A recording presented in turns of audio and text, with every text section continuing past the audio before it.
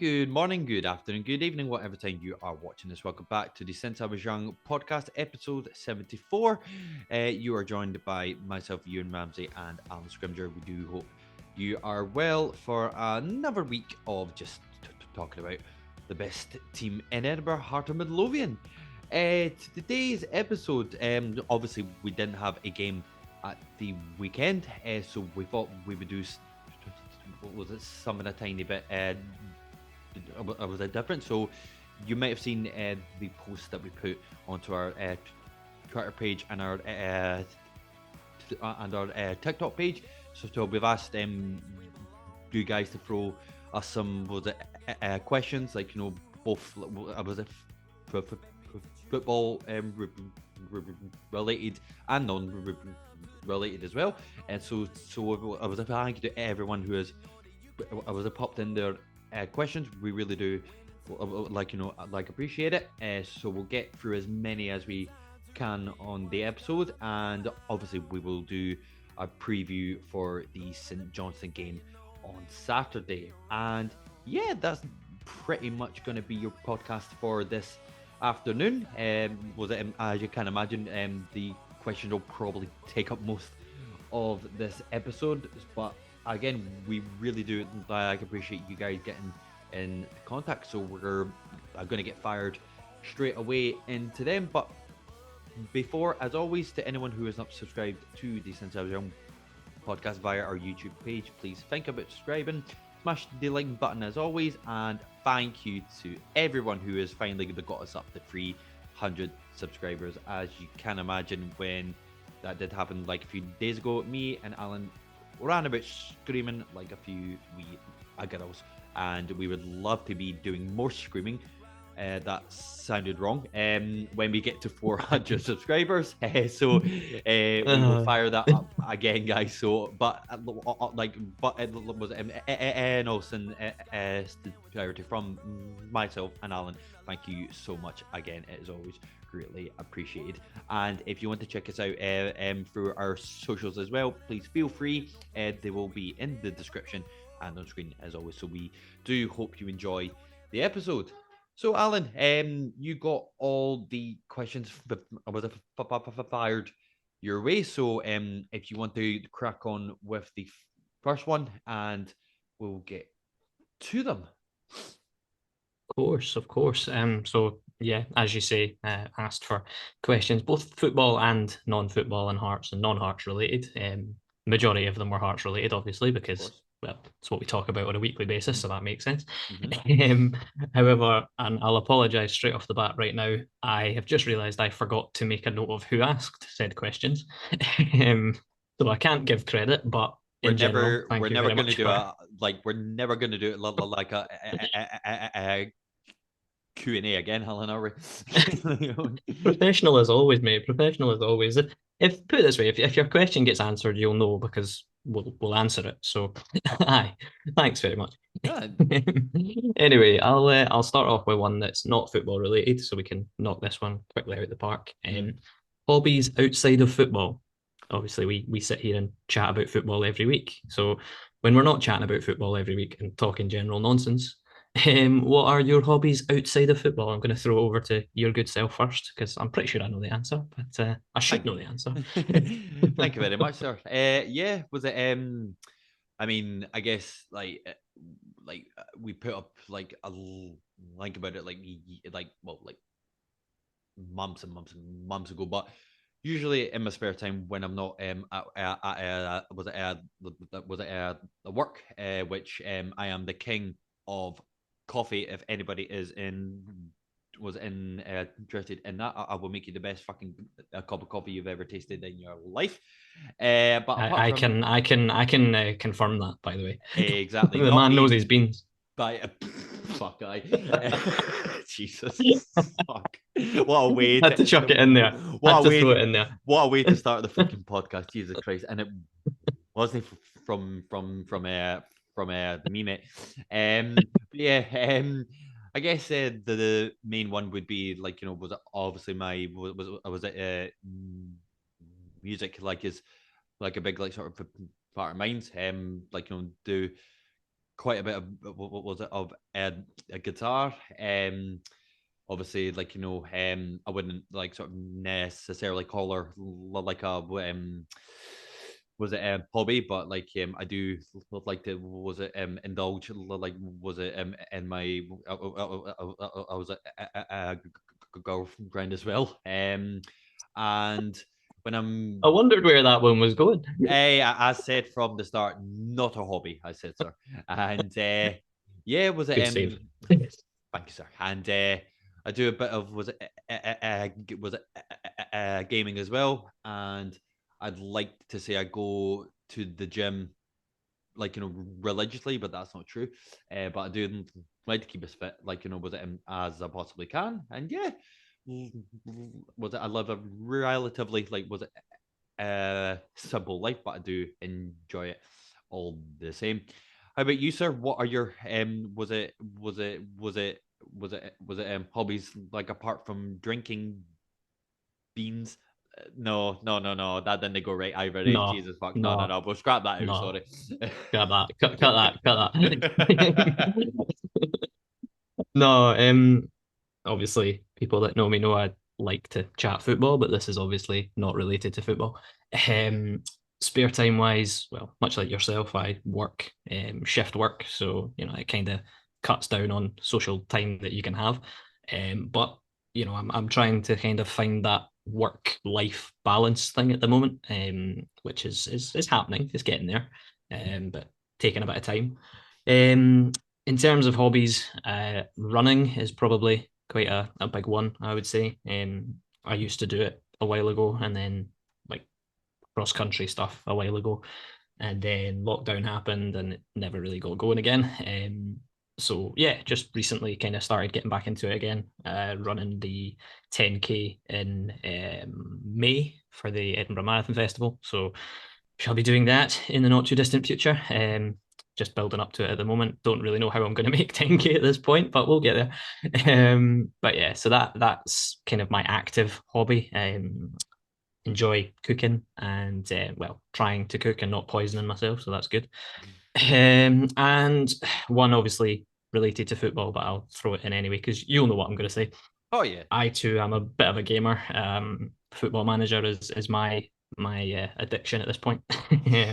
Although this year's game's not as good, I'm sure people that listen to this that play it will agree with me.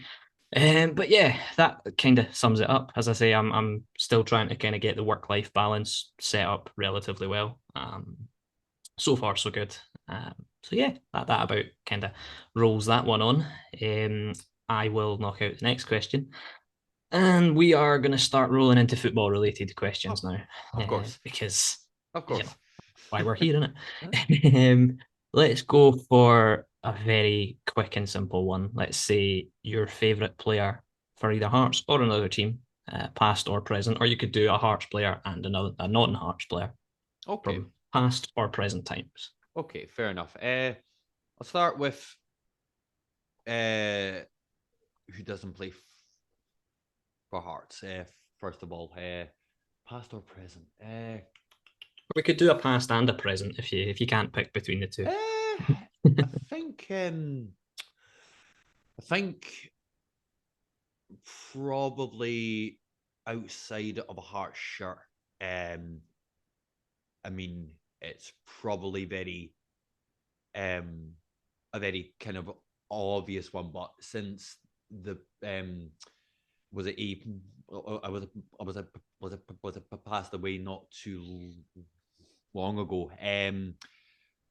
Because it was probably my earliest memory when I started to support them. So when I was growing up, obviously being was and introduced to football, obviously a large part of my I was a family are was it Hearts fans, but from a dad's side, a lot of them were Chelsea fans as well, and when I kind of got introduced, like to was it Chelsea, you're probably talking about maybe 97, 98. The first kind of player I remember actually kind of like watching on the TV was Jan look at Vialli. Yeah, like I remember watching a game. It was probably the first kind of Chelsea game I watched because my brother, he's a United fan, so it was an FA Cup game, if I remember rightly. I think United won like 5-3 or something. There were like two was S kind of offs as well. Like great game, but I don't know why it was just like that man was just like different class. Like at Yeah. like obviously at that point, like I was at Chelsea were like a very kind of normal team. Was it as opposed to was it to now? Like I mean, in that team was it like I said, you had like I was at Reali, you had was it Zola, Gustavo Poyet, Desai, Phenomenal. Yeah. and What a sight that was. oh mate, and you also had a man who has never resembled a chicken so much in my life. Ed De Hoy, the goalkeeper man. Oh mate, the fucking hairline on that boy was phenomenal, absolutely phenomenal. Uh, but yeah, I mean, I guess it like I was a kind of was it kind of relates to Hearts as well because like I think if I'm right in saying that he was partially linked with the Hearts job after Burley got sacked as well. Like him was a Bobby Robson, fucking like mate, like absolutely ridiculous. What days, eh? What days? So yeah, I'd say Mental. so. I'd say overall, he's probably my favorite player. Like was it out was it side of Hearts and in a Hearts shirt. I mean, fucking. I don't even have to say his name because I mean, what is it like the man is a living legend for present and for future like as well. If I don't get the funding from any Hearts fan to build a statue outside of the plaza, I will personally make one out of fucking bricks and mortar. So you better believe that. And of course, I'm talking about Sir Andy Halliday. So yeah, I think those are probably my was it picks, mate. And we're back. There we Oh, go. but See, we're fucking back. we're fine. We're fine. Sorry about that, guys. We did have a brief was it technical was it a difficulty there, but it wouldn't be since I was a podcast if we didn't have one. So, Alan, would you like to Professional as continue? always. Oh yes, sir, absolutely. So yes, sir. If you would like to continue, what is your what was it favorite player in a heart shirt and outside of a heart shirt, past and present? Okay, I'll go for a relatively easy ones because I think people will know probably what I'm going to say. Um, as yourself being a Chelsea supporter, I am much more favouring of the red side of London, the Arsenal, and have been for many many years. Like people say, oh, they remember a game that they watched and they instantly had like a connection or a player that made them fall in love with a football club or whatever. Mm. That's kind of where my kind of passion for it came from. And I could list off plenty of them. Obviously, Dennis Bergkamp, one of the best foreign players to play in the English Premier League. Thierry Henry, another one. But I'm going to go for a bit of a left field one. That I'm not saying left field because he's the player that kind of made me just fall in love with the Arsenal, and that's Ian Wright. Um, I think you know his story was phenomenal.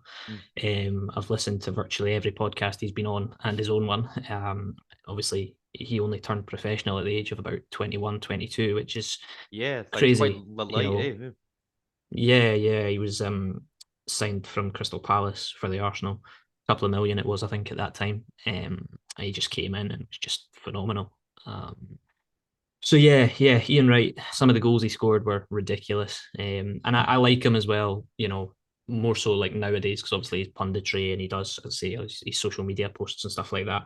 So he's kind of like a generational player that Mm. Of every generation seems to know Ian Wright for one reason or another. course. Um, so yeah, I'd go Ian Wright. for the Arsenal. And Hearts, it's got to be Sir Paul Hartley, doesn't it? It's got to be Paul Hartley.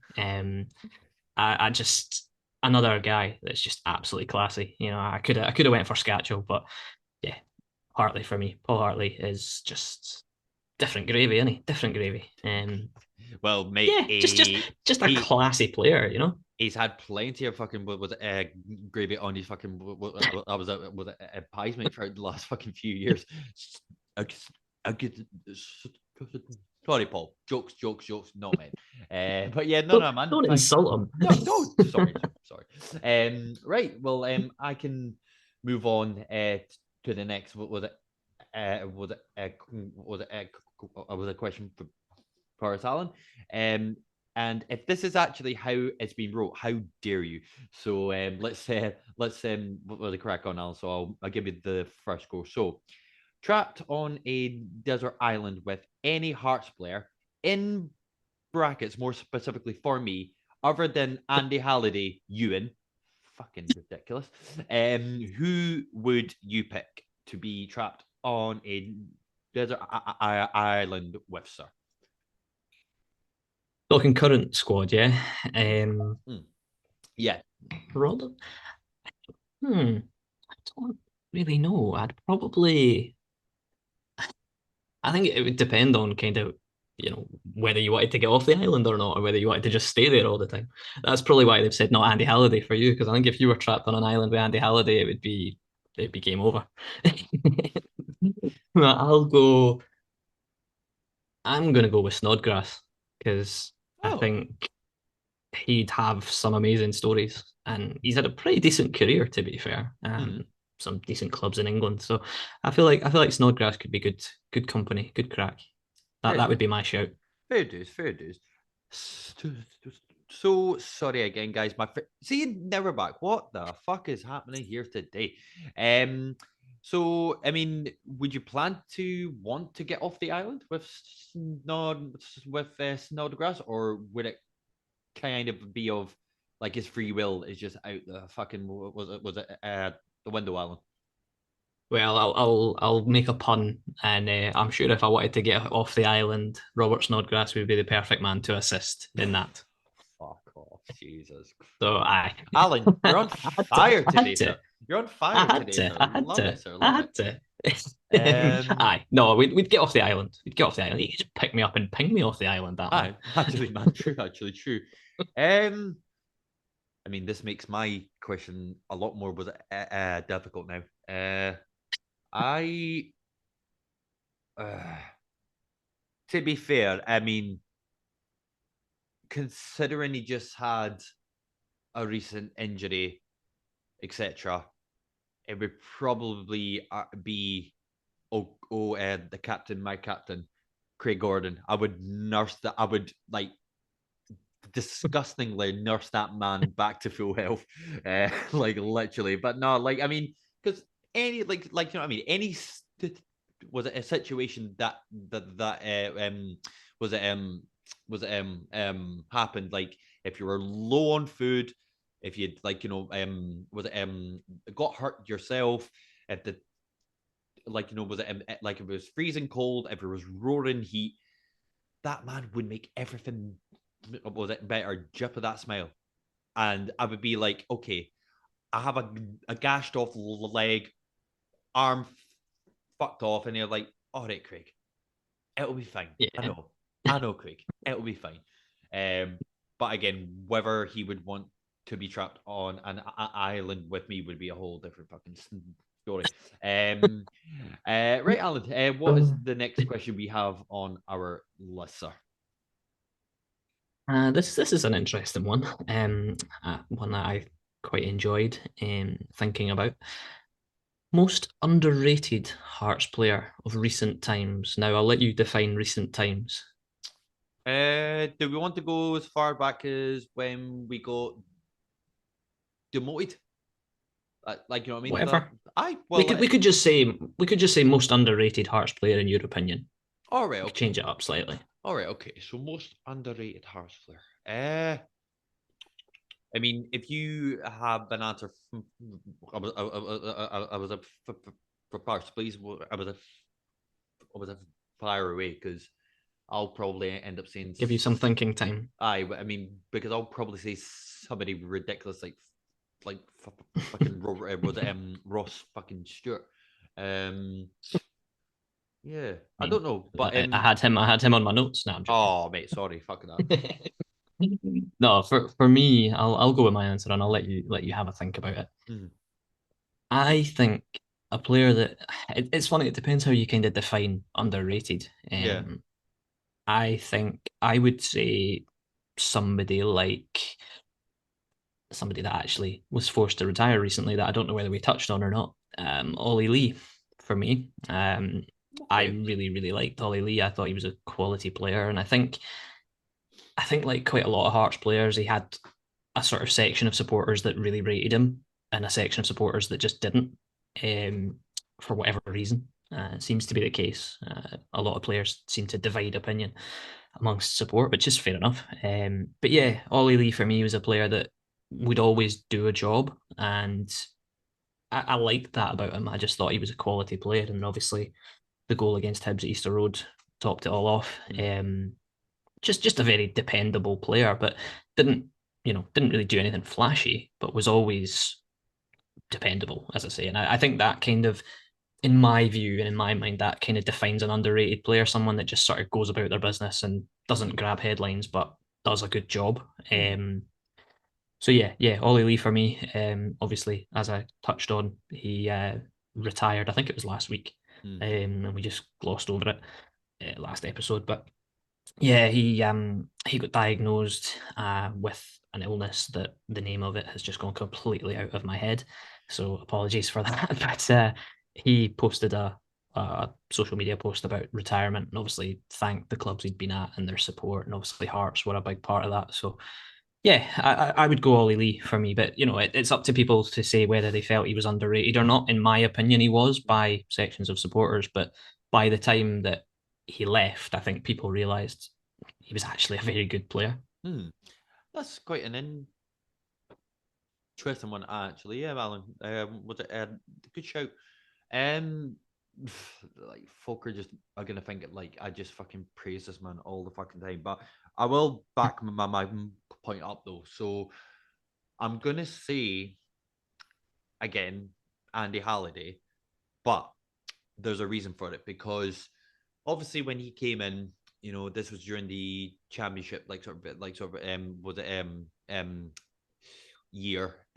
Obviously, a lot of us thought that the squad that Robbie was assembling for that was it season was essentially just to get us out, which that made sense. And even when we got back in to the Premiership for last season, and I think it's just starting to show a bit more now the job that he's meant to do, and like sort of now more so because was it obviously was it with him being was it X was it Rangers and being was it was it like a fan of theirs as well.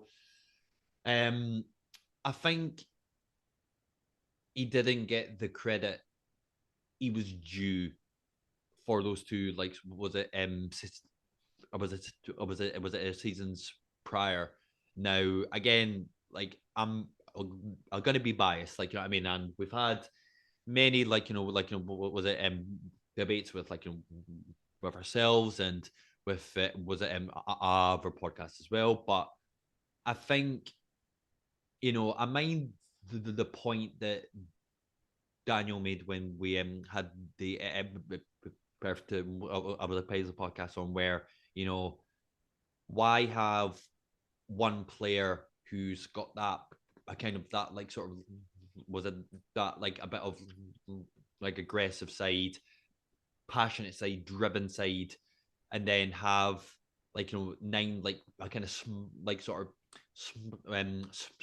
smarter, a kind of level headed to look like sort of like players on the on the pitch. But I do genuinely still think that sometimes you need that kind of player, like was it Yeah, like a yeah, Roy Keane, like a Patrick, like Vieira, like in your like sort of view as well, just to kind of like yeah. give like the game like a bit was it of an edge, and I think it's only Mhm. just now like especially this season when like we've had all the injuries and then he's been called into action. I'm not saying that he's been phenomenal.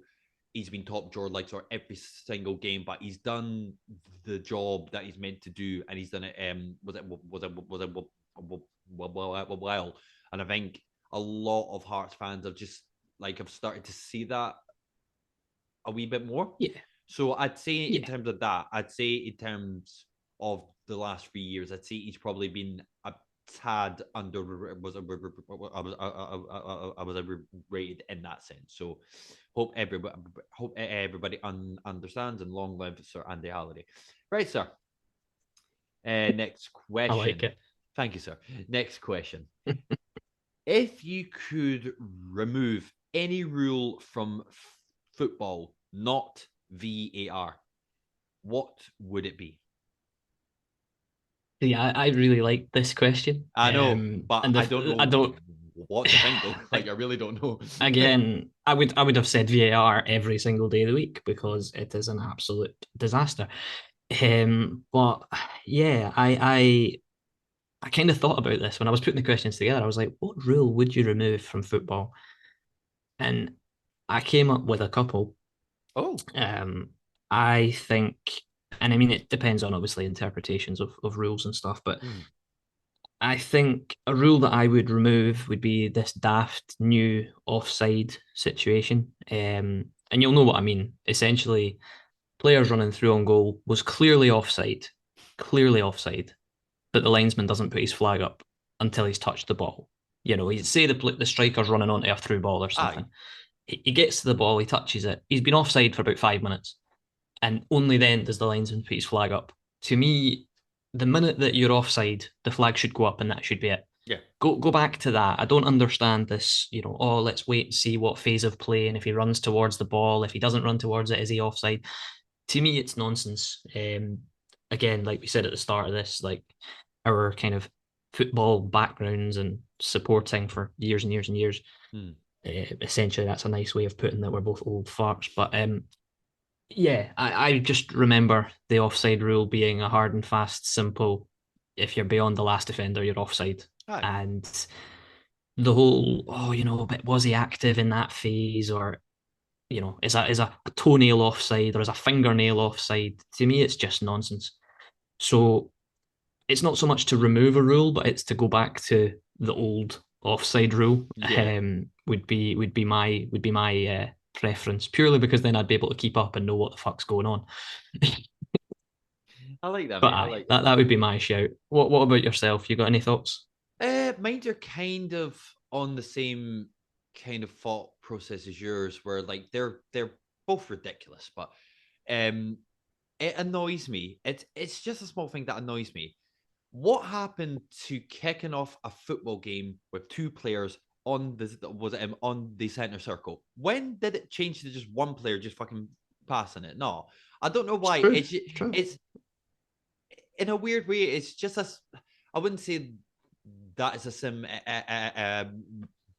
thing, but I don't know what it is. I just don't like that one player just like passing it and then just fucking off. It Yeah. sounds stupid, but I think the other one, and probably the one I would go for if I had it my way, get rid of the fourth. Was it like official?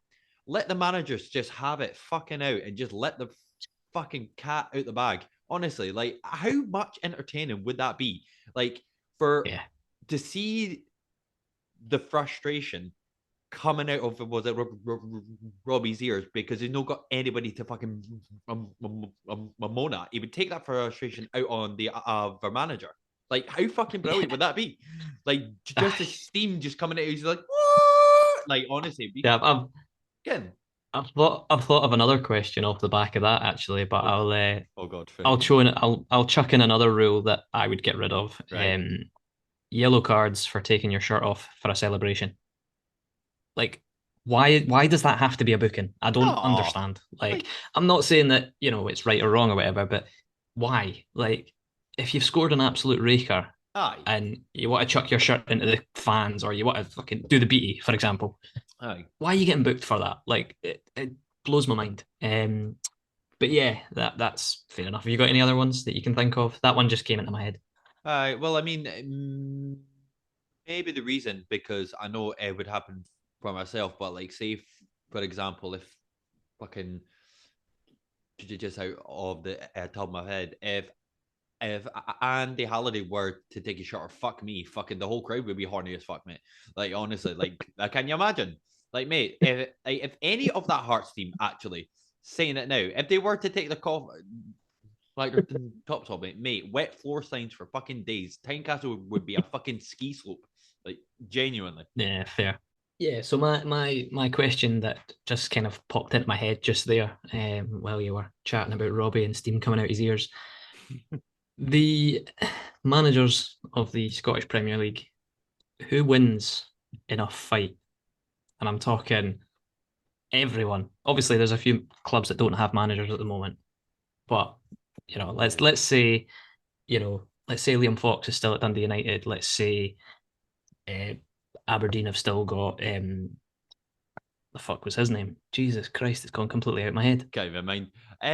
Oh fuck. Anyway, aye. Anyway, aye. Say like none of them got sacked. Let's say Barry Robson's there because I think Barry Robson's still at Aberdeen now, so he's Aye. doing a job. Oh, that's an interesting one. I obviously don't want to be biased because I've never seen the Robbie angry, but he could probably was it carry himself.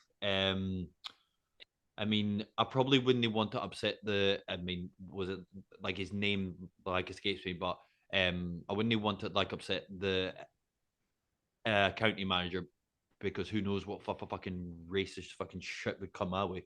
Um, who else? Malky That Mackay. aye, that's the one. That's the one. Allegedly, sorry. Oh, aye, allegedly. Aye, oh, that's a good one, Alan. Lee Johnson, absolutely no. Oh no, sir, please don't hurt me. He's a wee posh boy, isn't he? Aye, no man, exactly. I've got one that sticks out in my head that's I not Robbie Neilson. one probably the only one that I'd say Callum was a Davidson. I don't know why he just looks like he could like fucking tear you apart. I don't know why. Yeah. Yeah. I don't know why. It's funny you say that because to me, like, and it's funny, like we've spoken about Baldy Robbie Nielsen quite a few times. And I actually spoke to someone not that long ago, and they said that Bald Robbie Nielsen looks like a bouncer, which is quite accurate. No, However, to me, Callum Davidson looks like the bouncer's boss. That's the vibe I get. um, so true. the other one that I had in my head was Martindale at Livingston, but he seems like he's got good banter, so I don't know whether maybe I'm just being a bit stereotypical, but yeah, I think Martindale's a nice guy or a good guy to go for a pint with, for example. But I wouldn't want to cross Postecoglou either, and he's a big lad, you know. Oh, mate, fucking if he sat on you, like I can imagine him. Like, I mean, I don't know if you ever watched it, but when I used to watch the wrestling back when it was a WWF. I can't. Mm, I don't know if you heard of him. Was of a wrestler called Rikishi? I think it was, and he's aye. and he's was and his move was like he'd pop you like was in to the corner, and then he'd run with his fat arse right in your face. I don't know why I could see him fucking like was it doing that. I've got another fucking Japanese player coming your way. Like, you know what I mean? It's just like you know what I mean? Yeah, I could back that. I could back that. But I think, as I say, I think my shout would probably be, I mean, Derek McInnes as well at I Killie. He actually, could handle himself. He could I, handle himself. absolutely, yeah, no, man, for sure. But like, I mean, that's It's got actually it's got to be Robbie, innit? It's got to be yeah. Robbie. But sir, we don't want to promote what was it violence here, sir. But no, like It was just, as I say, when the thought of Robbie Nielsen with steam coming out his ears just made me think, I wonder who could take who. Interesting question, sir, but none the less very good question. I believe we have got one more question to get through, and it's probably the most interesting one out of all of them. So, do you want to was it, crack us off with that, mate? Course. So, recent times, obviously, a few years ago, the Super League was floating around. It then died because fans said, "Nah, didn't want it. Get in the bin." They went away. They've come back with a new thing, which sounds as if it too has been told to get to fuck. However, there was some articles floating about that Celtic and Rangers potentially have been asked about it. Whether they would go or not, I don't know. Whether Scottish football would allow them to go or not, I don't know. However, the question, with the Super League floating about, would Scottish football be better or worse without the old firm in it? See, And I think that this is a good question, and I'll kind of throw it open to commenters to yeah, put their opinions in as well, because guaranteed people won't agree with what we say. But yeah, crack on. no, but see, this is obviously a question that has been doing the rounds for ages. I mean, because let's face it, even though the Super League died down, it will. I was it was was a be a thing at some point. Like there's just Yeah, too much. Was it financial gain for everybody involved, and yeah, unfortunately, like that's just was it how it is now. Because I believe if the rules were still to stay the same, you'd still play in your respective league, but you'd play like a midweek game, like much mm, like the Champions League, which I yeah, believe like that's what it's been introduced to, almost kind of like replace that. yeah. But if the question is, would the league be better without Celtic or Rangers? See, there is some pros and there's some cons to that, because obviously without them, obviously it would be a bit more of like a league where like sort of it could be like sort of and anyone's league to actually win. I wouldn't like sort of ever say that it would just be either like Hearts, Hibs, or Aberdeen every single year. But I don't know. It just kind of takes the element of, I guess that was it competitive edge as well, because obviously on the days where we play them and we do actually win, it feels a lot more of we've really put the like the working and the performance as well. Obviously, like like the financial aspect being one of the main things. But I don't know. Like, I'd probably be inclined to say no.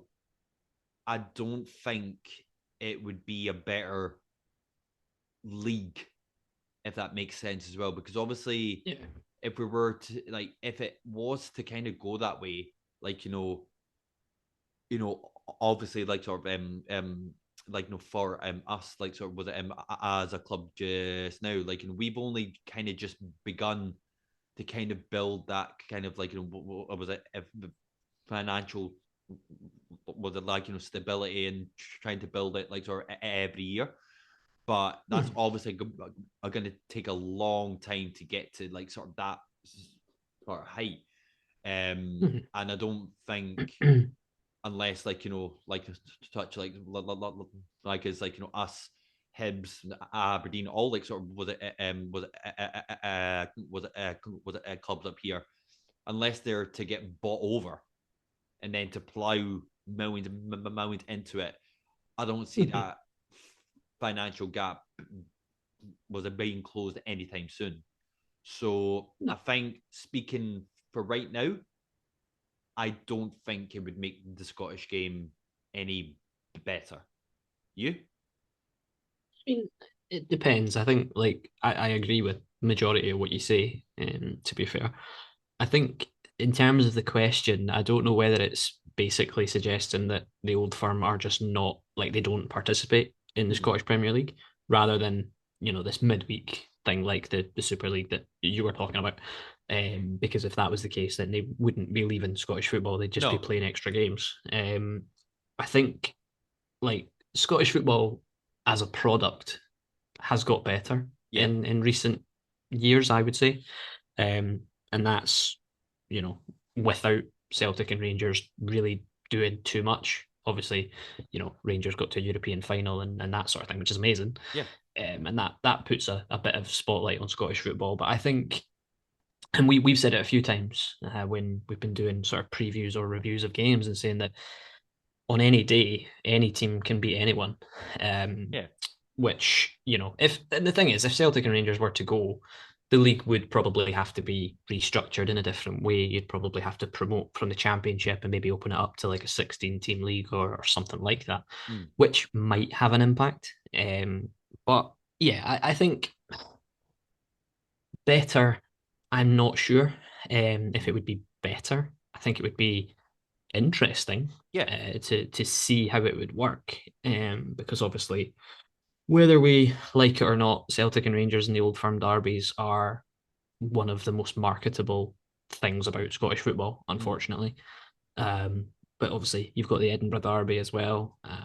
You've got like it would depend on obviously league reconstruction. You could have a Highland derby. You've got the Dundee derby if Dundee were to get promoted into the top flight. So there could be ways to make it a bit more marketable. But Mm. like you say, that the financial gap is something that will always be a thing. There was a question that I forgot to put down, but there was one that I thought was quite interesting. However, I thought the answer would probably be unanimous from both of us, and it was, do you think you'll ever see a Leicester type side win the Scottish Premier League in its current setup? And my answer to that was a resounding no, just Yeah. purely due to the financial gap that exists, which Yeah. is similar to what you were talking about. Um, but yeah, do I think it would be better if Celtic and Rangers weren't in the league? I would. I think I'd be quite intrigued to see it. Um, Not even just talking from a Hearts point of view, because, like you say, we have a financial gap over some of other teams in Scottish football. Mm. So could that benefit us if Celtic and Rangers weren't there? Or are you kind of talking a bit prematurely about that when you consider we've only finished third, obviously, last season? And hopefully we can do it back to back and do it this season as well. But it'll be the first time in a very long time that we've Mm. finished third in back to back seasons. Um, but yeah, I think it would be very interesting to see it. For the record, I don't think it'll ever happen because I don't think that the governing bodies of Scottish football would allow their two top sides to just go and play in a Fuck different no. Fuck environment, no. or I don't see that happening. But yeah, I think again it goes down a different route. But talking about like league reconstructions and stuff, I think that is something that could Yeah. help, because the main reason, or one of the reasons, obviously, that nobody gets near Celtic and Rangers is because of the financial gap. But equally, it's because of the league and having to play them multiple times in a season. If the league was structured differently and you only had to play Celtic and Rangers home and away, that's just 4 games. Yeah. True. So, But like, is that going? you know, Was that actually going to happen with then the Old Firm like sort of being like sort of put down to just was it 2 games? nah, Probably not. nah, Nah. they wouldn't. But the league reconstruction is something that I think could happen in Scottish football at some point. But whether it will anytime soon, I doubt it, because, as I say, the governing bodies in Scottish football are essentially dinosaurs that don't really know or don't really understand how to progress Scottish football in a way that fans would actually be quite interested in. But yeah, I'll open that one up to commenters. Would Scottish Football League reconstruction be a good thing? Absolutely, Alan, and an interesting question at that. So yeah, I was thank you to everybody who sent in their questions. Was it sorry if we missed any out there, but all this time we do really appreciate it, guys. And we're gonna move on to our last part of the podcast. Obviously we have the game this weekend at home against St. Johnston. Our last 5 games haven't been too particularly great. 7 points picked up out of a possible 15, 2 wins, 1 draw, and 2 losses. And if I'm right, St. Johnstone have the exact same was a record as well for the last 5 games as well. So it's going to be an interesting. I was a matchup, obviously, with the loss to Dundee United away. No, sorry, it was Livingston. No, or am I? See, What, Alan. the last one? Aye, Motherwell. Motherwell. Fucking hell. See, look, we're back, boy. We're back. Fucking research at its best, professional as fuck. Hearts have been away that long, you forgot who we played last. Literally, mate. But yeah, it's going to be an interesting one, Alan. Obviously, still 5 points in front. Obviously, the last game I was played to I was a Motherwell as well, was probably one of the worst like sort of performances we've seen thus far. And you made the point which I did agree with, in the fact that we didn't have a game this weekend, which I would have rather we got straight back into it to try and was rectify the performance, but like it is what it is. What's your thoughts for this weekend's game? Because I think this is probably the first time this season where I'm not as confident as I maybe should be, or I'm just kind of being kind of realistic. But yeah, I'm not feeling too confident. What are your thoughts? I think you covered it relatively well. I think the recent games that we've played against them have been tight. Lots of goals. I think the last 2 games we played against them have been 3-2 on both occasions. The one earlier in the season with Ryan McGowan gifting us a penalty. I'd quite like if he could do that again on the weekend. That'd be quite nice. Yeah, it's. I think it'll be another one that's a tight game. Tynecastle will undoubtedly be full because it always is these days. But yeah, I like you, and I said it last week. I would have loved us to have played, at the weekend just gone there, because obviously, the defeat against Motherwell is still fresh. So you want to go out and put it right, and I think that has to extend to the St Johnstone game. Robbie will have a point to prove as well. Like I said again last week, I have no idea what squad he'll pick. I have no idea what he'll do. The Motherwell game, it'll depend on how they took the Motherwell game. If it was just a bad day at the office and a one-off, or they look at that game and they go, well, the result had been coming because of the way that we're playing. We need to change that. So it depends. It depends. I'll always back us to win at Tynecastle because it's Tynecastle. Fans are amazing when they want to be and when they want to make some noise. But obviously, in order to do that, they have to have something on the pitch to feed off of. I as I say, I'm like you. I'm confident to an extent, but there is that element that just goes, we've got to be better than we were against Motherwell. 100%. And if we are, then we should get a result. St Johnstone are 8th at the moment, but the league table is so tight in terms of that I don't really read too much into where teams are in the table. But yeah, I don't know. I back us to get a result, but we have to be wary of Stevie May. As much as I don't particularly rate him, he's been one of their best players this season. and their recent run of results, they've lost games against, like you said, obviously, we've got similar form at the moment, which is true.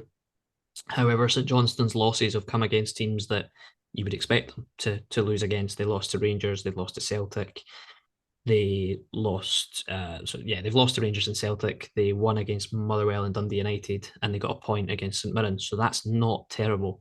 So that kind of feeds into my thinking a little bit. But I am going to go for a. What am I going to go for? I'm going to go for a 2-1 win to the Hearts. That's my gut feeling. Yeah.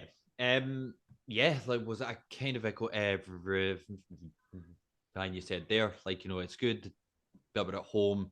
Both Robbie and the team have a point to prove. And like you said as well, was I would always back us to get a result at home. So I'm gonna go for a 1-0 win to Hearts, but equally I wouldn't be surprised if it was a draw as well. So yeah, that's kind of where I'm at. But like as always, we'll just have to wait until Saturday today to see if we get a result. And yeah, that brings us to the 74th episode of the Since I Was Young podcast. So as always, guys, thank you very much for watching as always. And if you aren't subscribed, please think about subscribing. And if you want to get in the contact with us via our socials as well, please feel free to do so. They will be in the description and on screen as well. So from myself and Alan, we do hope you have a nice evening. And for all the Hearts fans going to the game on Saturday, we do hope you have a good one and a good result as well. So from myself and Alan, take care and bye for now.